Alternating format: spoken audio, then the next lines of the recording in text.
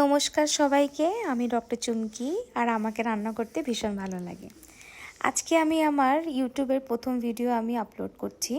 এর আগে আমি কিন্তু শর্টস ভিডিও অনেক বানিয়েছি, তাই ভাবলাম আমি এখন একটু রেসিপিগুলি লং ওয়েতে আমি শেয়ার করি, যাতে সবাই আমি যেই রেসিপিগুলি তৈরি করছি সবাই সেটা জানি দেখতে পারে আর শিখতে পারে। এখানে আজকে আমি বানাচ্ছি কাঁচা কলার মোচার একটা ভাজা। এটা কিন্তু আমার খুবই একটা ফেভারিট খাবারের ভিতরে হয়, তাই আমি এখানে আজকে কলার মোচাটাকে সুন্দর করে বেছে কেটে নিয়েছি। এটাকে আমি একটুখানি গরম জলের ভিতরে একটু লবণ আর হলুদ দিয়ে এটাকে ভালো করে আমি বয়েল করে নিয়েছি। একটু ধ্যান রাখবেন এই কাঁচা কলার মোচাটা যেন একটু সফট হয়ে যায়। তারই পাশে আমি একটা কড়াই নিলাম। এই কড়াইটার ভিতরে আমি এখন সরষের তেল দিয়ে দিয়েছি। সরষের তেলটা যে দেখবো একটুখানি গরম হয়ে গেছে, তারপর এর ভিতরে আমি রাঁধুনি দিলাম। রাঁধুনি ফোড়নে দিলে কিন্তু কলার মোচাটা কিন্তু খেতে খুবই ভালো লাগে আর একটা খুব সুন্দর গন্ধ আসে। আপনাদের কাছে যদি না থাকে তাহলে আপনারা কালো জিরাও ইউজ করতে পারেন। এখানে আমি ফোড়নে নিয়েছি তেজপাতা, শুকনো লঙ্কা, রাঁধুনি। এখানে আমি এটাকে ভালো করে একটুখানি ফ্রাই করে নেবো। যেই দেখবো লাল লঙ্কাটা একটু কালো কালো হয়ে গেছে, তারপরে আমি এটার ভিতরে আমি একটুখানি কাঁচা লঙ্কা অ্যাড করে দেবো। আজকে আমি পেঁয়াজ ব্যবহার সেকেন্ড সোমবারে করব। কারণ কি, প্রথম সোমবারে এর জন্য করছি না, কারণ কি আমার শ্বশুরমশাই উনি পেঁয়াজ রসুন কিছু খান না। তার জন্য ওনার জন্য আগে আমি এটা সোমবারে দিয়ে বানিয়ে রাখবো। তারপরে আমি যখন আমরা যেটা খাবো সেটার ভিতরে আমি একটুখানি পেঁয়াজ দিয়ে আবার একটা সোমবারা দিয়ে এটাকে বানাবো। আপনারা চাইলে এই সোমবারেই কিন্তু পেঁয়াজটাকে আপনারা অ্যাড করতে পারেন।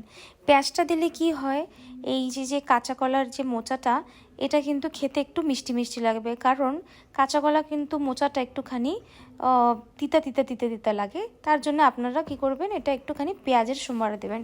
পেঁয়াজ দিয়ে যদি সোমবারে দেন তাহলে খেতে কিন্তু বেশ ভালোই লাগে। এখানে আমি একটুখানি লবণ দিলাম আর একটুখানি হলুদ দিয়েছি। এখন এটাকে ভালো করে মিক্স করে এটাকে আমি ভালো করে সুন্দর করে ভেজে নেব। কলার মোচায় কিন্তু একটু তেল বেশি লাগে। একটু তেল বেশি দিলে কি হয়, কলার মোচাটা ভালো করে কিন্তু ভাজা হয়ে যায়। এখানে এই কলার মোচাটাকে একটুখানি মিডিয়াম ফ্লেমে যদি আপনারা ভাজা করেন তাহলে কিন্তু খুবই বেশি ভালো লাগে। এখন দেখুন এটা অলমোস্ট ভাজা হয়ে গেছে। এটা ভাজার পরে আমি এটাকে তুলে রাখবো আর আমি আমার শ্বশুরমশাইয়ের জন্য একটা পাত্রে আমি রেখে দেবো। এখানে আমি আবার সেই কড়াইতেই একটুখানি তেল দিয়ে এখানে আমি পেঁয়াজ ফোড়ন দিয়েছি। এখানে আমি পেঁয়াজটাকে খুব সুন্দর করে ভেজে নেব। পেঁয়াজটাকে যদি খুব সুন্দর করে ভাজা না হয় তাহলে কিন্তু পেঁয়াজটার যে একটা কাঁচা কাঁচা ভাব থাকবে। তার জন্য এটাকে আমি একটুখানি ভালো সুন্দর করে ভেজে নেব।